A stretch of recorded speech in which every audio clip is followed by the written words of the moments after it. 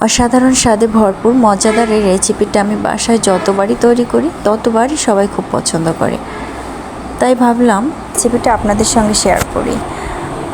তো পুরো রেসিপিটি দেখার আগে আপনারা যদি আমার ভিডিওটি ফেসবুক থেকে দেখে থাকেন আমার পেজটি ফলো করে দিবেন, আর ইউটিউব থেকে দেখে থাকলে আমার চ্যানেলটি সাবস্ক্রাইব করে দিবেন।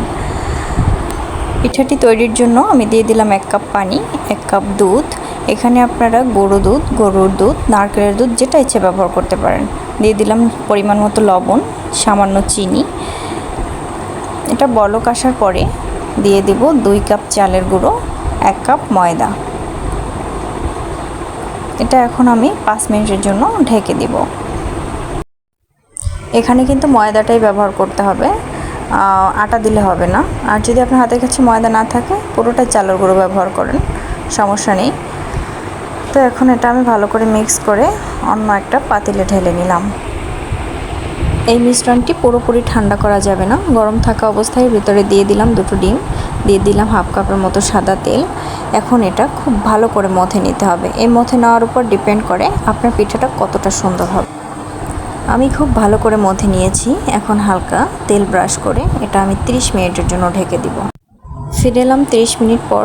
30 মিনিট পর এটা অনেকটা সফট হয়ে গেছে, এটা দেখেই বোঝা যাচ্ছে কতটা সফট হয়েছে। এখন এটা থেকে আমি এই যে গোল গোল বলাকৃতির করে নিব। এটা একটা কারণ আছে আমার সাজ আছে এই পিঠা তৈরি করার, এর জন্য আমি এরকম আকৃতির করে নিয়েছি। আপনারা চাইলে আপনাদের মন মতো করে এগুলো শেপ দিয়ে নিতে পারেন, খুব সুন্দর করে ফুল বিভিন্ন ডিজাইন করে নিতে পারেন। সেক্ষেত্রে সময়টা একটু বেশি লাগবে। আর আমার তো সাজ ছিল এই পিঠা তৈরি করার, এর জন্য আমি এই সাজ থেকেই খুব সহজে এটা তৈরি করে নিতে পেরেছি। এটা করতে কিন্তু খুব অল্প সময় লাগে, বাট হাতে করতে গেলে একটুখানি বেশি সময় লাগবে, তা তো স্বাভাবিক। তো এর মধ্যে আমার সব পিঠাগুলো তৈরি হয়ে গেছে। পিঠাগুলো আমি দুধে ভেজাবো, এই জন্য আমি চুলায় চলে আসছি দুধটা রেডি করার জন্য। আমি একটি পাতিলে দিয়ে দিলাম 1/2 লিটারের মতো গরুর দুধ, আর দিয়ে দিলাম 1/2 কাপ পাউডার দুধ গরম পানিতে আমি গলিয়ে নিয়েছি। সেটা দিয়ে দিলাম পরিমাণ মতো চিনি এবং সামান্য লবণ। দিয়ে দিলাম গরম মশলার ফ্লেভারটা কিন্তু এই পিঠায় খুব ভালো লাগে। তো এটা এখন বলক চলে এসেছে, এটা এখন আমি নামিয়ে নিব এবং চলে যাব পিঠাগুলো ভাজার জন্য আমি একটি কড়াইয়ে তেল গরম করে নিয়েছি। এখন এর ভিতরে আমি পিঠাগুলো দিয়ে খুব সুন্দর করে উল্টে পাল্টে পিঠাগুলো ভেজে নিব। এটা কিন্তু খুব লাল করে ভাজা যাবে না এবং বেশি আঁচে ভাজা যাবে না, এটা মাঝারি আছে আস্তে আস্তে করে ভেজে নিতে হবে, কারণ পিঠার ভিতরটা যাতে খুব ভালোভাবে হয়।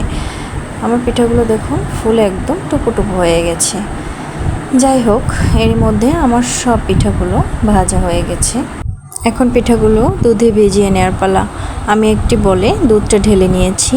এখন আমি পিঠাগুলো এর মধ্যে দিয়ে দিব। এবার আমি 3 থেকে 4 ঘন্টার জন্য পিঠাগুলো ঢেকে রেখে দিব। 3 ঘন্টা পরে আমার পিঠাগুলো ফুলে এরকম হয়ে গেছে। তো আমার ভিডিওটি যদি আপনাদের ভালো লেগে থাকে লাইক কমেন্ট শেয়ার করতে ভুলবেন না কিন্তু। সবাই ভালো থাকবেন। আল্লাহ হাফিজ।